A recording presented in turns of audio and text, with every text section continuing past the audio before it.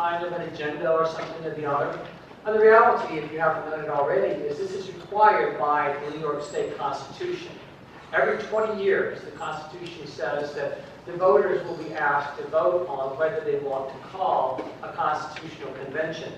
And so I thought, well, what the heck? Let's actually see what the Constitution says. And so you have in front of you here the wording that not only explains it, but also explains what the process will be. Because a second question is, if it does get approved, what happens then? So I want to quickly go over that process, at least as far as I understand it.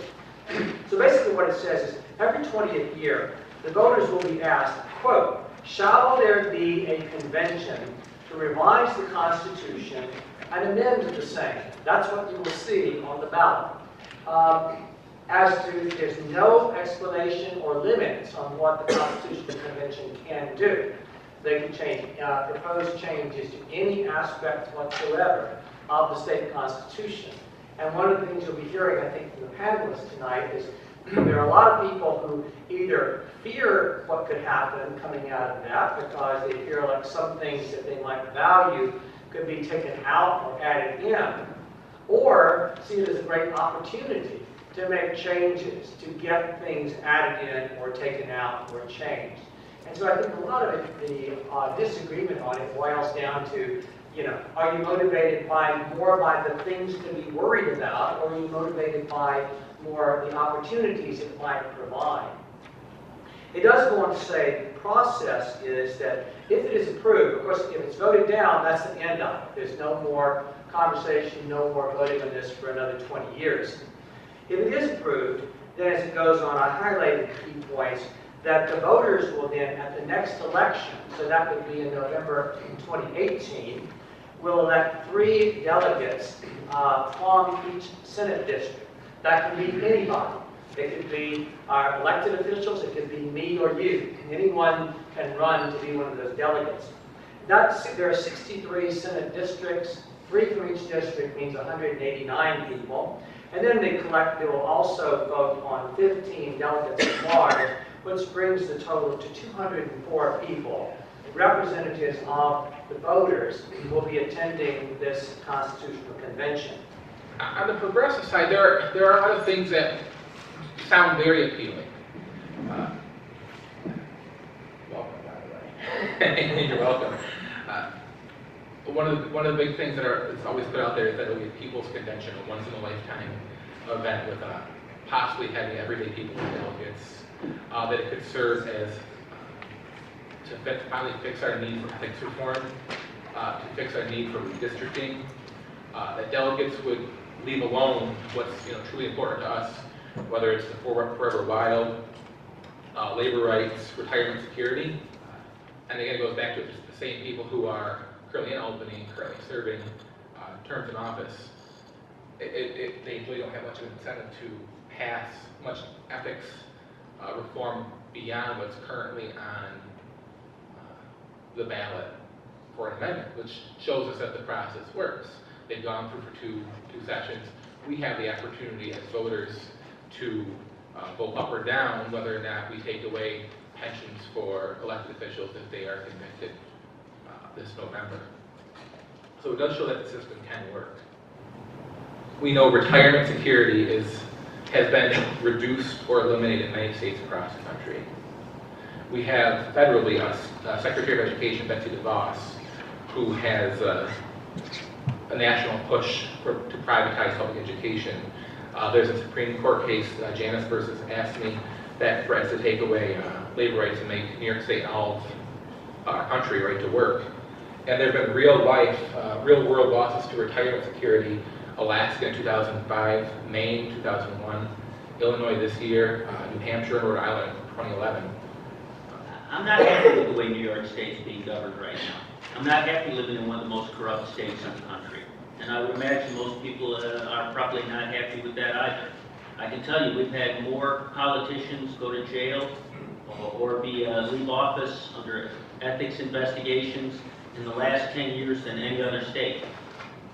But yet, in fact, both legislative leaders, Dean Skelos and Sheldon Silver, were convicted of corruption in office within 2 weeks of each other.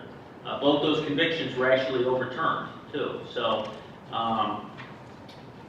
New York hasn't done anything to adapt any kind of campaign finance reform, close the LLC loophole, cap outside income for legislators.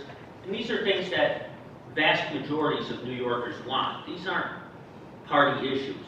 A recent Siena poll said 81% of all New Yorkers wants term limits. That was a majority of Democrats, a majority of Republicans, a majority of independents, a majority of all ethnic groups that were polled. Do you really think the legislature is going to term limit itself? I don't. I don't think there's a chance that they're going to do that. I think we live in a state that, claims to be care about the environment, yet we have no constitutional right to clean air or clean water.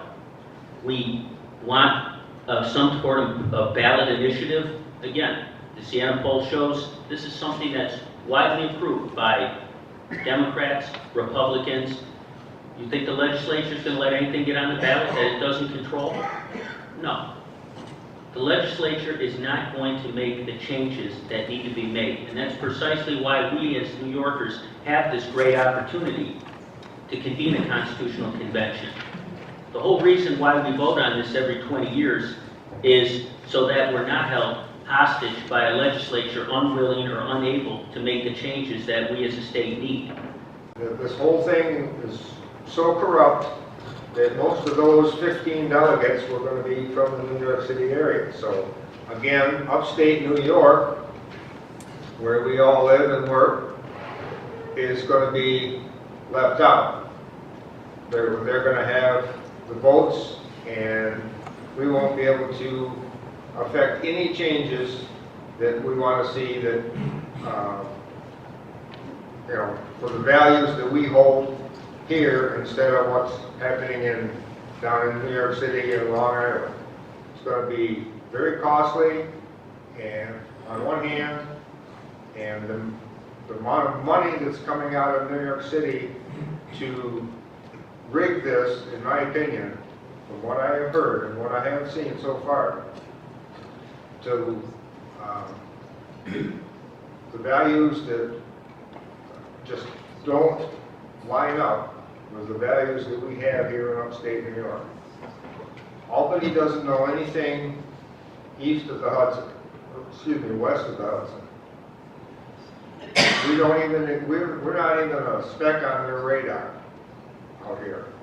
Cuomo won't even stop in Allegheny County. He drives through on the expressway when he's going someplace else.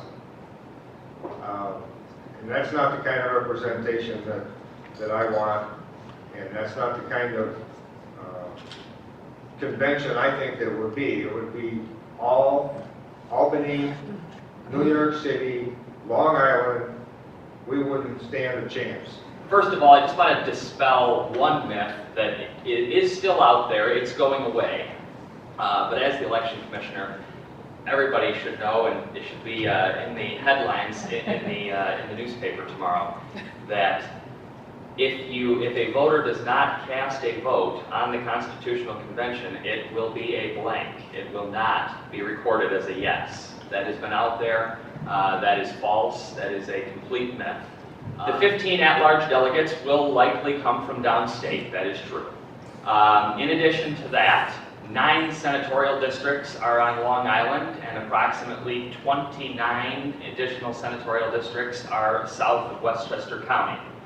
So if you exclude the remaining 25 Senate districts that would be described as upstate, a half a dozen of those which are urban areas, Buffalo, Rochester, Syracuse, Albany, and some of the lower Hudson Valley, and you exclude the 15 at-large delegates, 114 out of 204 delegates will come from south of Westchester County.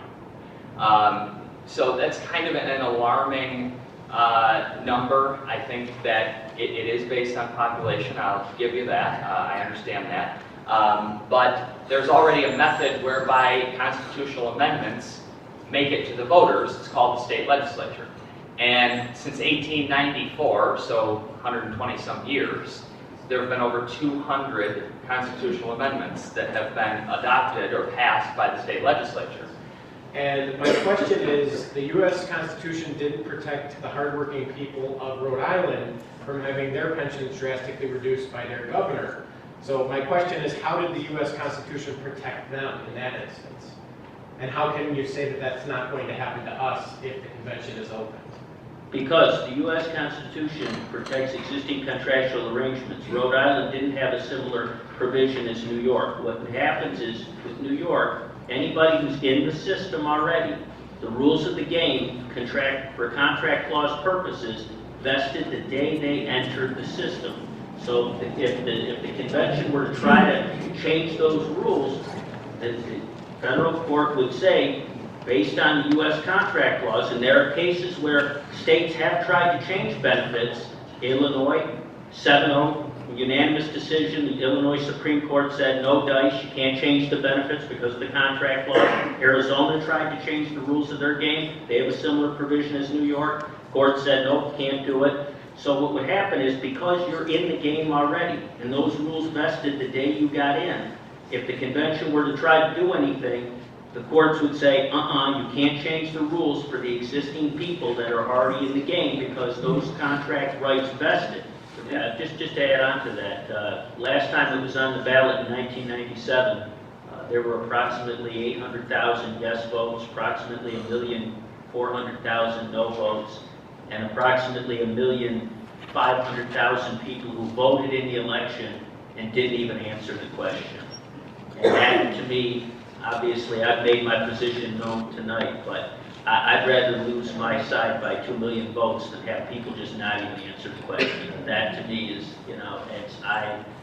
again, this mechanism is designed for people to have the right to make a choice. And if those people say, yes, great. They say no, great. But to just not even bother, because it's a tremendous right that we've been given, the right to decide whether we want to bypass the legislature and do this. And for people to not even answer the question, that makes me sad.